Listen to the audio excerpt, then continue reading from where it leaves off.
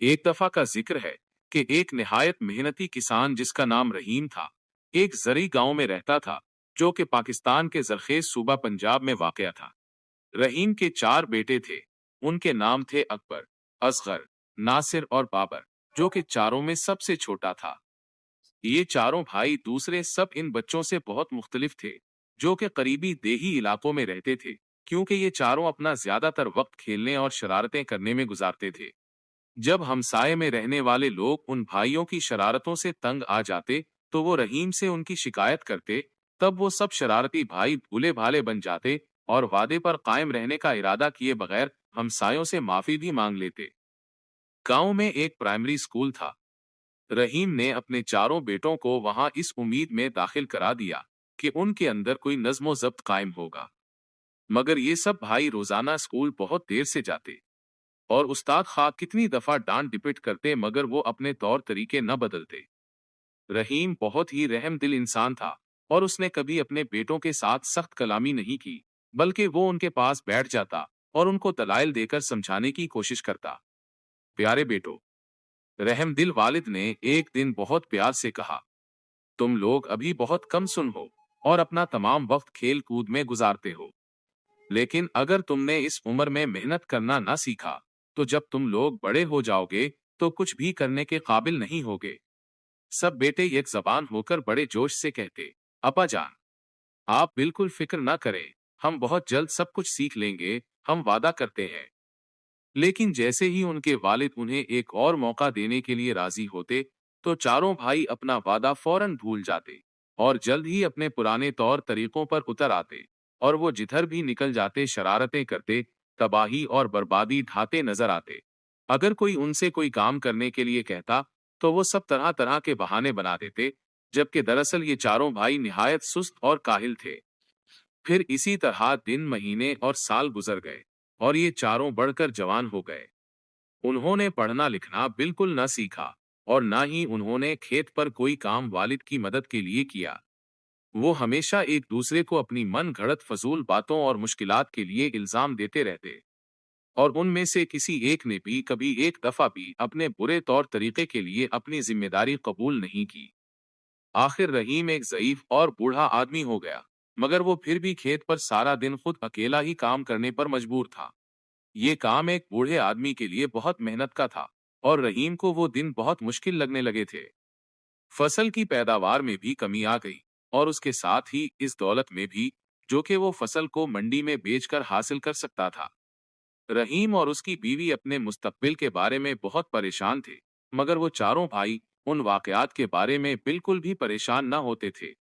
कभी कभार वो खेत में अपने वालिद की मदद करने चले जाते, लेकिन ज्यादातर अपने बचाव की खातिर बहाने बनाते रहते।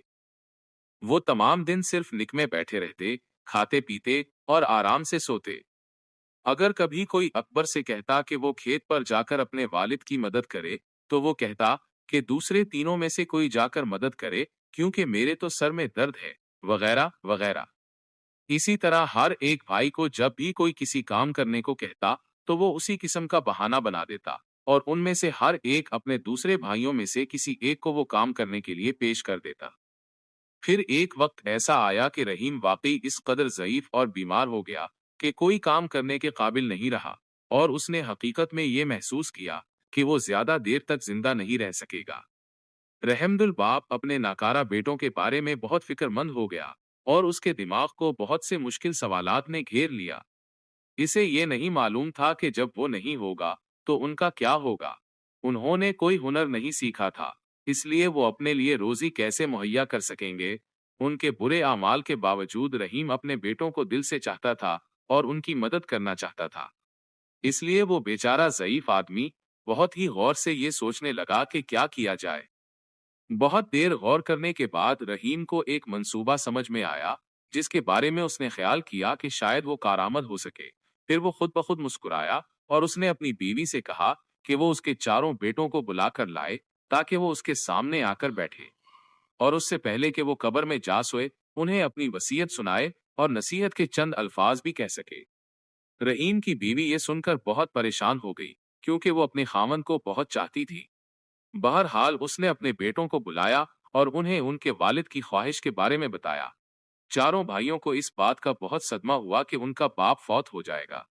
वो अपने वालिद के कदमों के पास उसकी आखिरी वसीयत सुनने के लिए बैठते ही रोने और आहोजारी करने लगे। प्यारे बेटो, रहमदिल बाप ने कहा, मैंने जिंदगी भर तुमसे मोहब्बत की और तुम्हारी देखभाल की। मैंने वाकई पूरी कोशिश की कि तुम खुशी और आराम व आसाइश से रहो और मैं तुम्हारी हिफाजत करता रहा, लेकिन अब मैं बूढ़ा और बीमार हूँ और जानता हूँ कि मैं जल्द ही मर जाऊंगा। बूढ़ा फिर खांसने लगा। इसकी सांस में खरखराहट थी और अब चारों भाई खुद देख सकते थे कि उनका बाप हकीकत में बहुत बीमार था।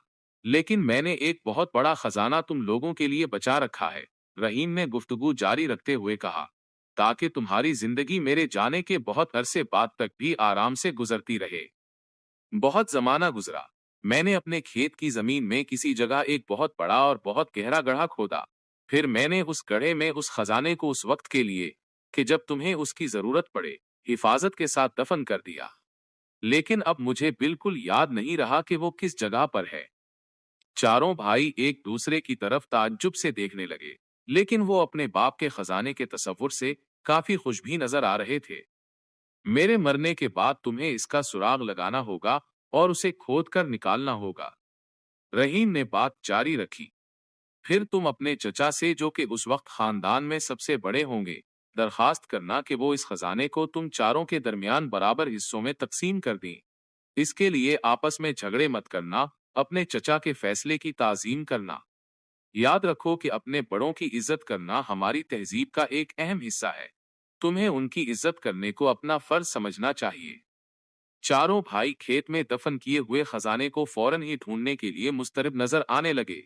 रहीम ने यह जाहिर किया कि उसने अपने बेटों के इस रवैये को देखा ही नहीं और उसने अपनी तकरीर जारी रखी। एक और नसीहत जो कि मैं तुम्हें देना चाहता हूं वो ये है कि तुम लोग एक दूसरे के साथ कभी मत लड़ना। तुम्हारे दुश्मन तुम्हें मंसूबाबंदी और साजबाज करने के लिए उकसाएंगे, लेकिन कुछ भी हो जाए तुम चारों हमेशा मुत्तहिद रहना। मिलजुल कर तुम सब बहुत ताकतवर रहोगे और कोई भी तुम्हें नुकसान नहीं पहुंचा सकेगा। और किसी को भी उस खजाने के बारे में उस वक्त तक मत बताना जब तक तुम्हें वो मिल न जाए। जब रहीम ने अपनी तकरीर खत्म की तो उसने आंखें बंद कर ली। फिर वो जल्द ही फौत हो गया। अपने वालिद के जनाजे और तदफीन के बाद उन भाइयों ने अपने खेत के दूसरे सिरे से खोदने का फैसला किया। उन्होंने अब तक अपनी जिंदगी बहुत सुस्ती, काहली, आराम और आसाइश में गुजारी थी, इसलिए खेत के थोड़े से हिस्से को खोदना भी उनको बहुत मुश्किल लगा। सुस्त और काहिल सब भाई जल्द ही हार कर घर पर आराम करने के लिए चल दिए। अगले दिन फिर ऐसा ही किया। फिर उससे अगले दिन और उससे भी अगले दिन ऐसे ही करते रहे, यहाँ तक कि आहिस्ता आहिस्ता मगर यकीनन खेत का ज्यादातर हिस्सा भाइयों ने खोद ही लिया। उनको इसी तरह काम करते महीना भर और गुजर गया, मगर उन्हें दफन किया हुआ खजाना नहीं मिला। वो किसी और से उसका जिक्र भी नहीं करना चाहते थे और ना ही किसी की मदद लेना चाहते थे, क्योंकि वो इस खजाने में किसी और को हिस्सादार नहीं बनाना चाहते थे। वो सब खुदाई करते करते बहुत थक गए थे, मगर उनमें से कोई भी उस खजाने को छोड़ना नहीं चाहता था। आखिरकार भाइयों ने गौर किया कि उन्होंने पूरा खेत खोद डाला, लेकिन खजाने का कोई सुराग नहीं मिला। तब उन्होंने ख्याल किया कि उनके बाप ने खजाना बहुत ही गहरा दफन किया होगा, इसलिए उन्होंने और भी ज्यादा गहरा खोदने का फैसला कर लिया। एक और महीना गुजर गया, मगर दफन किए हुए खजाने का कोई निशान भी नहीं था। सारा खेत अब पूरी तरह नीचे से ऊपर हो चुका था और हमसाए भी उन भाइयों की मेहनत पर रश्क करने लगे थे। आखिरकार चारों भाइयों ने दफन किए हुए खजाने को कभी भी पा लेने के ख्याल को तर्क कर दिया। मगर ये देखकर कि उन्होंने खेत को इतनी अच्छी तरह तैयार कर लिया था, इसलिए उन्होंने वहां पर इस मौसम में गेहूं की काश्त करने का फैसला कर लिया। जब फसल काटने का जमाना आया तो इस खेत में बहुत आलीज दर्जे का और बहुत मिकदार में गंदम पैदा हुआ, जिसको वो सब भाई मंडी में ले गए और उसे हजारों रुपयों में फरोख्त कर दिया। अपने वालिद की नसीहत पर चलते हुए सब भाई अपनी कमाई हुई दौलत को अपने चचा के पास ले गए और उनसे उस रकम को चारों में बराबर तकसीम करने की दरखास्त की। उनके चचा चारों भाइयों पर फख्र करने लगे और बोले, शाबाश मेरे भतीजों, तुमने आखिरकार ये साबित कर दिया कि तुम मेरे मेहनती भाई रहीम के मेहनती बेटे हो। ये खेत जो मेरा भाई तुम्हारे लिए छोड़ गया है वो खुद ही एक खजाना है। اور اگر تم اسی طرح محنت کرتے رہو گے تو تم اس کا ہمیشہ انعام پاتے رہو گے۔ اگلے سال چاروں بھائیوں نے محنت کر کے پھر گندم کی کاشت کی۔ اس دفعہ پیداوار پہلے سے بھی بڑھ کر ہوئی، اور جب انہوں نے یہ گندم منڈی میں فروخت کی تو انہوں نے پہلے سے بہت زیادہ رقم بنائی۔